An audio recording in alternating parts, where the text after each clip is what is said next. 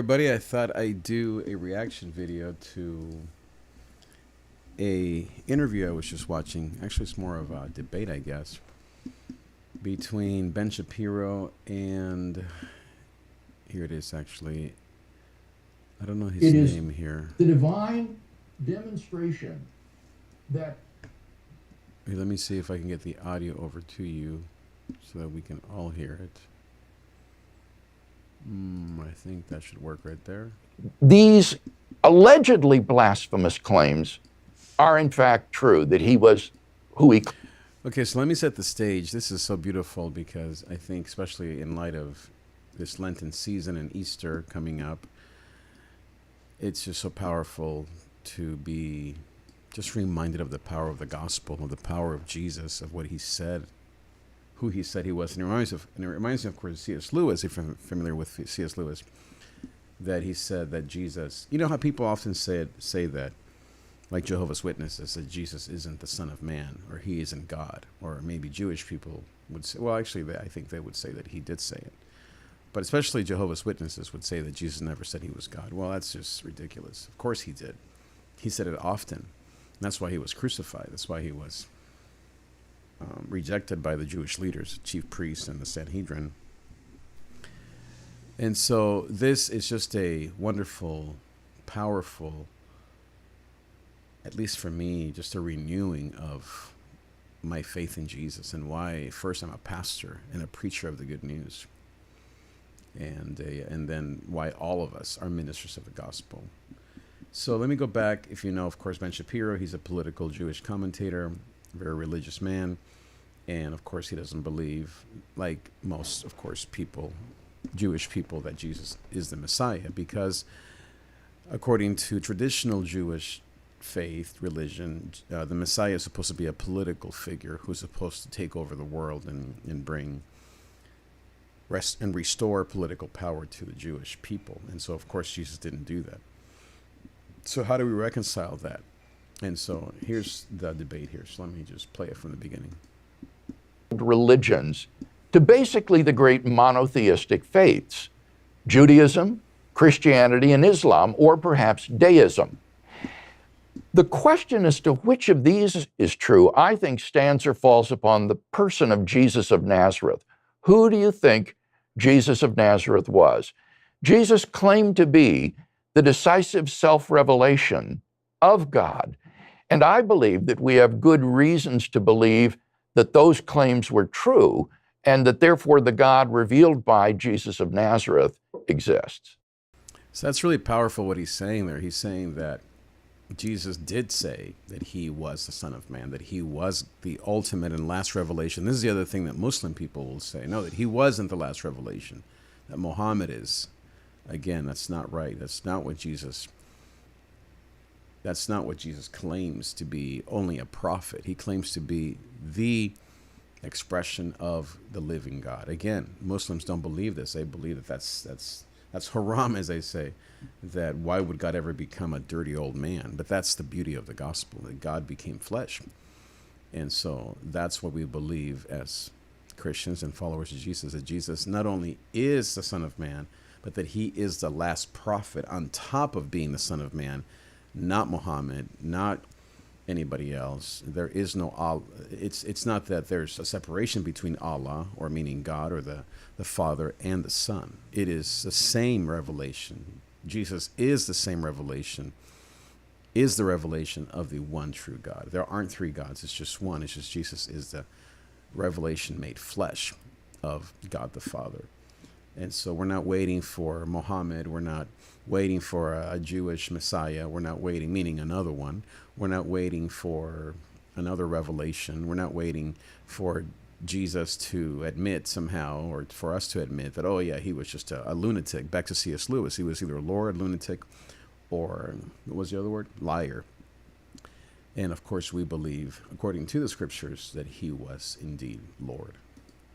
Okay, so let's get into that. Okay. So what is the proof that Jesus was who he says he is in the Gospels? Well, first we need to establish who he thought he was. When you look at the religio-historical context of the life and ministry of Jesus, I think you can show that among the historically authentic words of Jesus were claims that he thought he was the Jewish Messiah, that he believed himself to be. It's very powerful what he said there, because there are many who will say that Jesus never said those words that are in the Gospels, that not all the red letters are his. And that's why he made the distinction, if you notice that according to the language and the words that we can attribute historically with proof and evidence to Jesus himself, mostly the canonical, what's called Q, which is the Gospel mostly of Mark. That was the first one written, and Q being the actual scrolls that were found in the what's the name of that cave? Quran. And so, let me see, what's the name of the cave? I think it's called. Let's see, Dead Sea Scrolls. Dead Sea Scrolls. Sea scrolls were found. Yeah, Qumran. Excuse me, not Quran. Qumran caves. So, according to Q, which is, I said, the original manuscripts found in the Qumran caves. I think that's in modern day Egypt, modern day Turkey. Could be wrong. Let me just look that up. Dead Sea Scrolls. West Bank. Okay, so yeah, so basically just in northern Israel, Palestine. So yeah, in Palestine. So according to Q, and that's why he's made the distinction, because some people again can say, oh yeah, well Jesus didn't actually say that, so that's why he's debunking that right off the bat. The Son of God in a unique sense that set him apart from Jewish kings and prophets. And finally, that he thought that he was the Son of Man predicted by the prophet.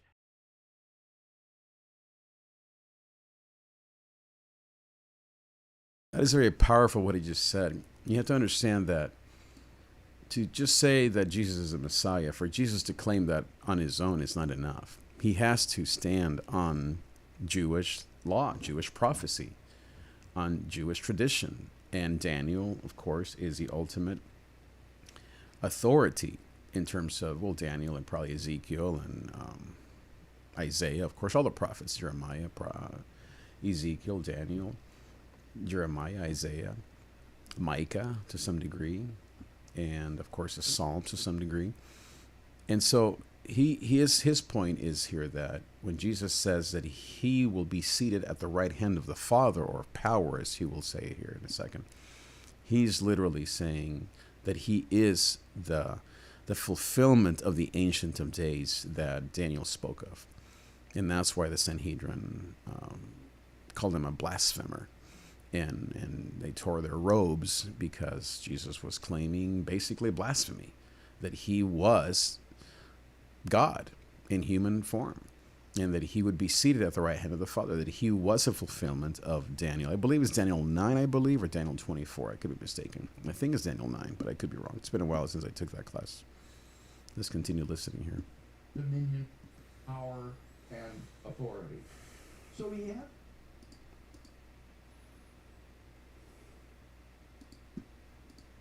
had this radical self-understanding sense that set him apart from Jewish kings and prophets. And finally, that he thought that the authentic words of Jesus were claims that he thought he was the Jewish Messiah, that he believed himself to be the Son of God in a unique sense that set him apart from Jewish kings and prophets.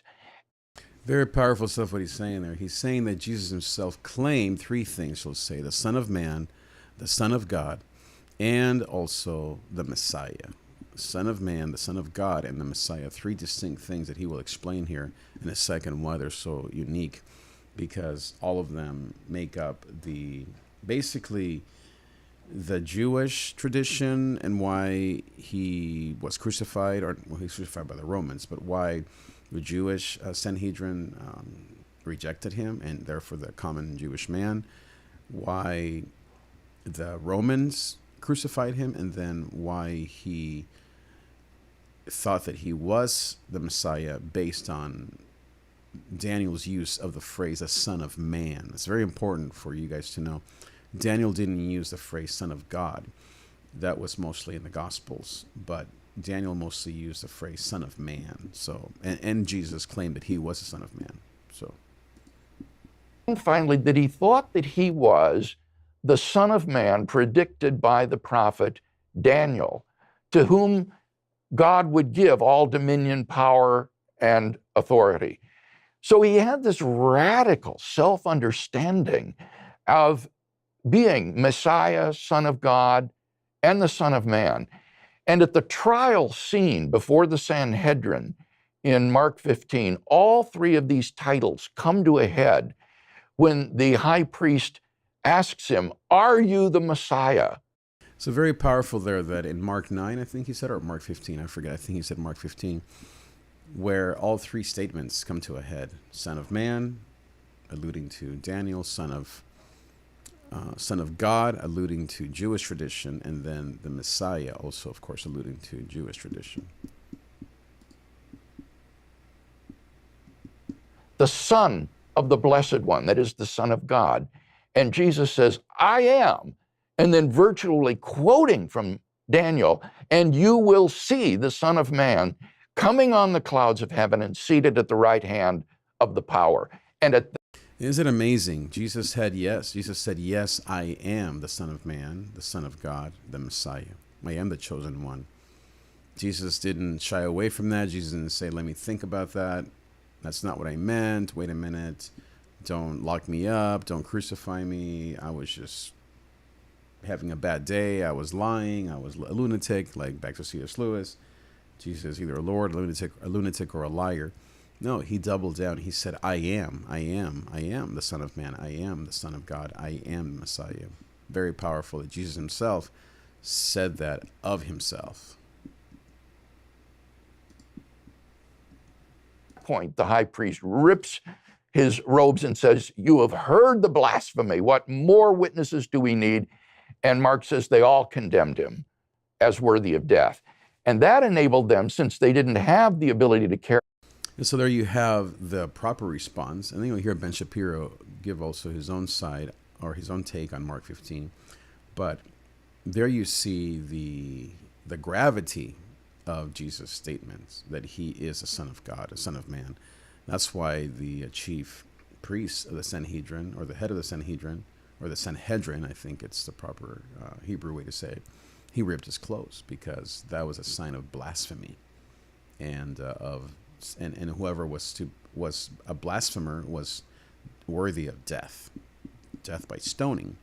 But then, of course, because under Roman law, the Jewish people couldn't kill anyone. That's why they then took Jesus to the Romans, to Pilate and to Herod, to accuse him of being basically a terrorist or an insurrectionist, or to try to be the king of the Jews. And so therefore that would be worthy of capital punishment, of death on a cross.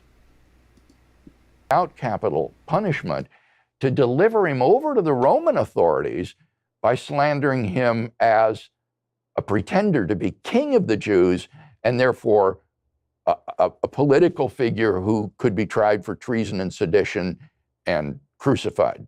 So, from the Jewish perspective, this narrative has some holes in sort of Jewish philosophy.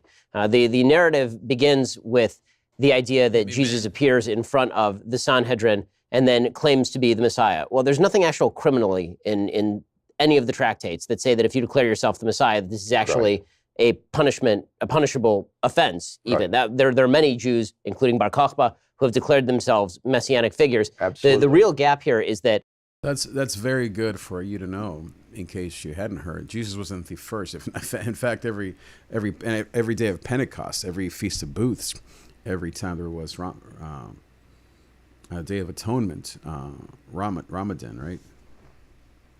Day of Atonement. Yom Kippur, excuse me. Yom Kippur. And what else is it called? Ramadan, right? Let me see here. Ramadan is the whole feast, correct? Yom Kippur, Rosh Hashanah. Let me see here. What am I thinking of? Ramadan, right? Ramadan? Yeah, Ramadan. Oh, that's in Islam. Duh. Okay. Okay. Yom Kippur, Day of Atonement. So anyway, what he's saying is that Ben Shapiro is kind of he's coming back or arguing or debating, arguing back, saying that Jesus wasn't or that saying you're a Messiah wasn't necessarily blasphemy. Everyone did that. It happened every year, especially at Yom Kippur and Day of Atonement, once a year during the Feast of Booths, Feast of Tabernacles, Passover. Many would rise, and many of them were crucified or just thrown in jail because they were pretty harmless. In the Gospels, Jesus' vision of himself as the Messiah is completely different from the prior vision of what the Jewish Messiah is, and is actually outside the scope of how Jews describe the Messiah, or really have ever described the Messiah. The Messiah in Judaism has always been a political figure who is destined to do certain things, restoring the kingdom of Israel, maintaining control of that kingdom, bringing more Jews back to Israel. All of these things are considered sort of political things that the Messiah does. But that's very, very true, very important for you to know, if you don't know these things again, that the Messiah that the Jewish nation Israel is waiting for, and the reason why they reject Jesus is because he wasn't supposed to die. He wasn't supposed to be a peacemaker. He wasn't supposed to come into Jerusalem on a donkey. He wasn't supposed to be a servant. He was supposed to be a king and a ruler and restore Israel now, meaning back 2,000 years ago at that time, back to power. I mean, remember, they were under Roman rule, and Jesus did nothing to change that. So that's why the number one reason, primary reason why the Jewish nation Israel rejects Jesus. Now you'll hear the rebuttal here of this professor, William Lane Craig is his name, by the way.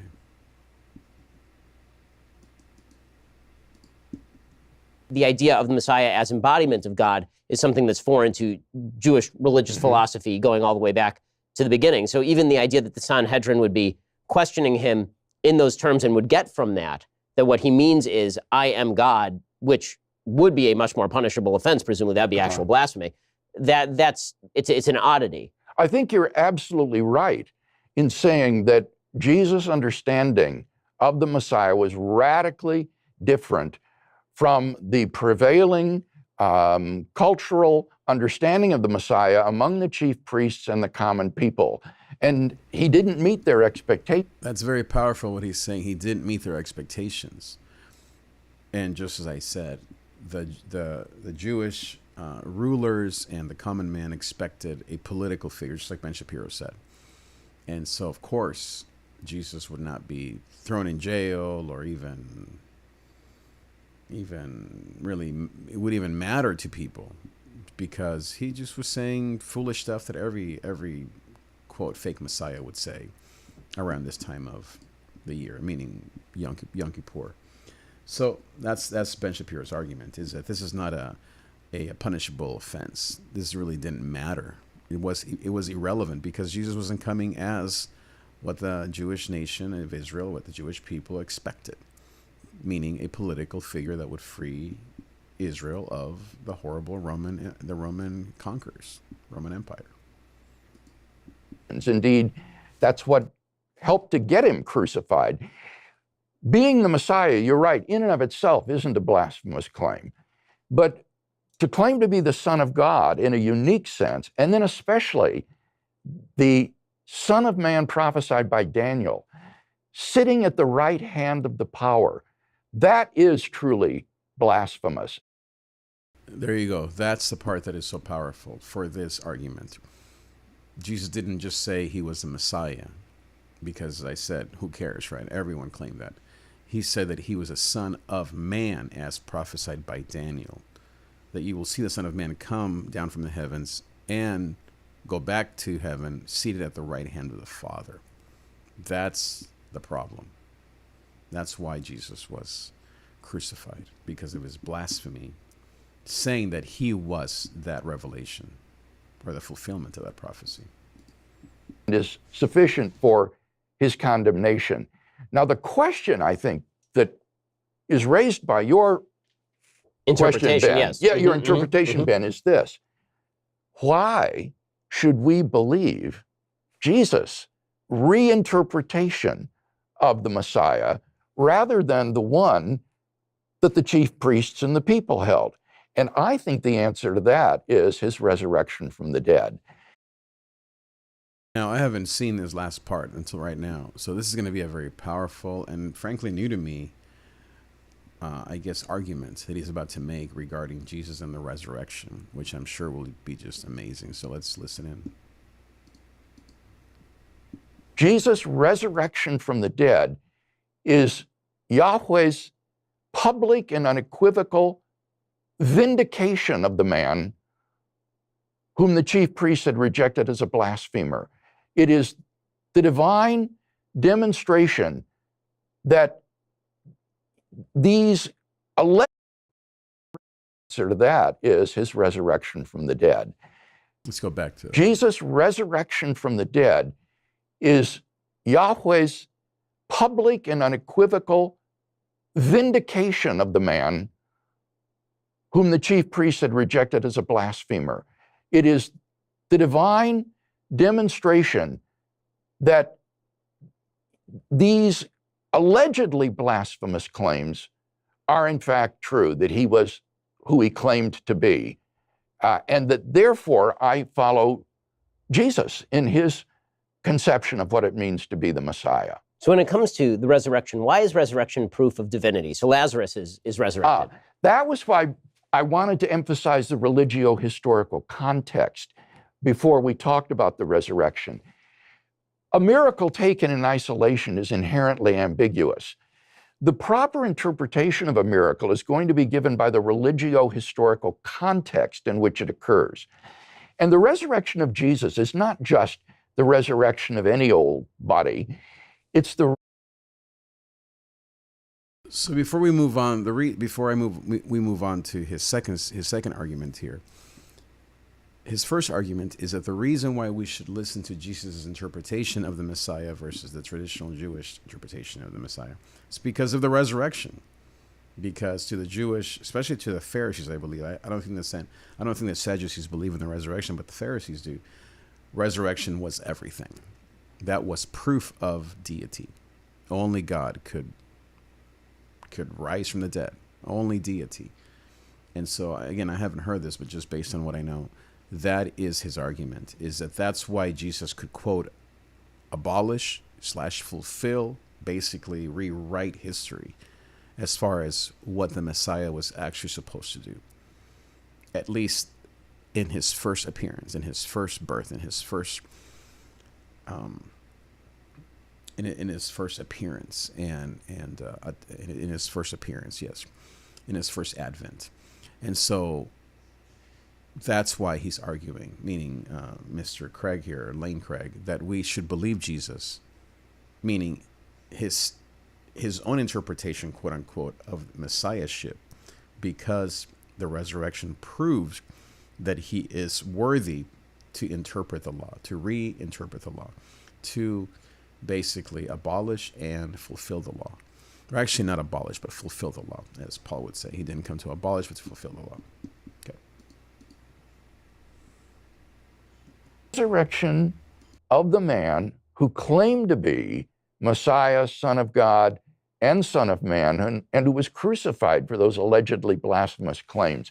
If God has raised this man from the dead, then he has, I think, unequivocally and publicly vindicated those allegedly blasphemous claims. So one of the counterclaims to some of this is that the Gospels are written significantly after Jesus lives. Even the earliest Gospel is written, 70 CE? Somewhere 40 years after Jesus is crucified. So what's to say, that like most historical events, there is some play in the joints here. So that this would be the historical argument against the exact veracity of the gospel revelations, for example. Now, I think it's important to understand, Ben, that in order for a historical document to be reliable, it isn't required that it be inerrant. Contemporaneous, of course. So, of course. What I would argue is that underlying the inference to the resurrection of Jesus are three great independently established facts, which are supported by the historical evidence, and which surprisingly, I did my doctoral work on this in Germany, are recognized as such by the majority of New Testament scholars today who studied the historical Jesus. And these facts would be that after his crucifixion and burial by a member of the Sanhedrin named Joseph of Arimathea, that Jesus' tomb was discovered empty on the first day of the week by a group of his female followers. Secondly would be that various individuals and groups of people then witnessed appearances of Jesus alive. And finally, number three would be that the original disciples suddenly and sincerely came to believe that God had raised Jesus from the dead, despite having every predisposition to the contrary. The vast majority of scholars have come to accept as convincing the evidence in support of those three facts, not assuming biblical inerrancy or inspiration, but treating the Gospels as ordinary historical documents. You can show, for example, that the fact of the discovery of the empty tomb is attested by at least 6 independent sources in the New Testament, some of which are extraordinarily early. No scholar denies that individuals and groups saw postmortem appearances of Jesus. The only question is whether you should or could dismiss them as hallucinatory. And again, nobody denies that the original disciples suddenly and sincerely came to believe that God had raised Jesus from the dead. So these three facts are pretty firmly established, and the only question is then how do you best explain them? And down through history, attempts have been made to explain these facts without recourse to the resurrection, like the conspiracy theory, the apparent death theory, the hallucination theory, and so forth. And I would argue that none of these naturalistic theories meets the criteria for being the best historical explanation of the facts. None of them is as good an explanation as the one that the original disciples gave, that God raised Jesus from the dead. And if that's right, then I think we have good grounds, indeed are almost compelled to revise our typical understanding of who the Messiah was supposed to be. So that's powerful. I hope you understood all of that. It's very intuitive and very simple. He's saying that there's proof, even outside of, quote, the Bible being God's revelation and inerrant and the Word of God, just looking at it as a historical book by scholars, New Testament scholars, meaning, I don't know if he is meaning to say that these were secular New Testament scholars, but his point is that just looking at it at face value, studying the 4 Gospels, that most scholars, as it's often said, would agree that those 3 things happened. That the tomb was empty, as witnessed by Mary Magdalene and other women on that beautiful Resurrection Sunday. That second, that Jesus appeared to many postmortem,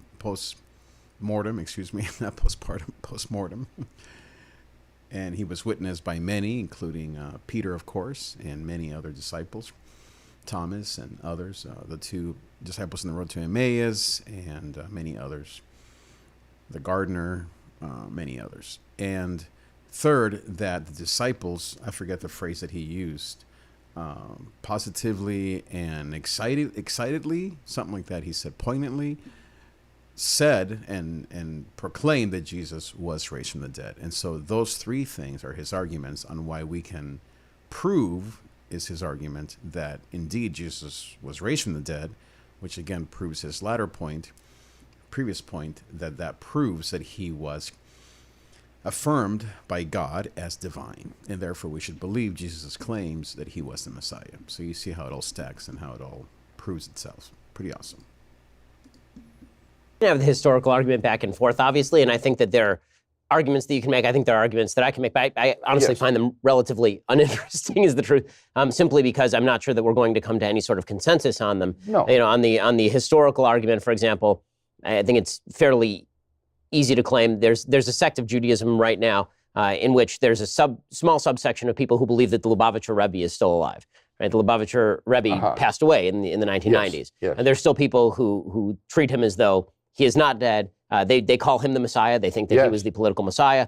And they still do that 20 years after his death. that's not proof to me that he is actually alive. Some of them claim Nor to to have me. experienced it, right? So, especially when you're talking about events 2,000 years ago, Yeah. if people write that down, I think there's I doubt sufficient. this man's tomb is empty. I mean, I haven't dug him up, so, so I wouldn't know. But the claims, if somebody claimed 2,000 years from now that his tomb was empty, or claimed 70 years from now that his tomb was empty, then That's an important difference, Ben. The important time gap is not the gap between the events and the present. Good evidence doesn't become bad evidence just because of the lapse of time. The critical event, as you just said, is the time gap between the events and the recording of those correct events. And in the case of the events of the life of Jesus and his resurrection, that time gap is extraordinarily narrow. We can push back even before the writing of the Gospels and the epistles of Paul by discerning the traditions upon which they relied when they wrote. And some of these go back to within, it's estimated, 5 years after Jesus' crucifixion. I'm thinking of the ones that Paul transmits to the Corinthian church in 1 Corinthians 15. So we're on pretty good ground there in terms of the earliness and the multiplicity of our sources for the life of Jesus. First of all, I love Ben. He's a gentleman. You can see him just like taking this information in. But also, I want to just add a cherry on top really quick to the conversation that they're having. So there you have it. That's pretty much the argument that I wanted to show you. Just pretty amazing, very beautiful, and pretty tight-knit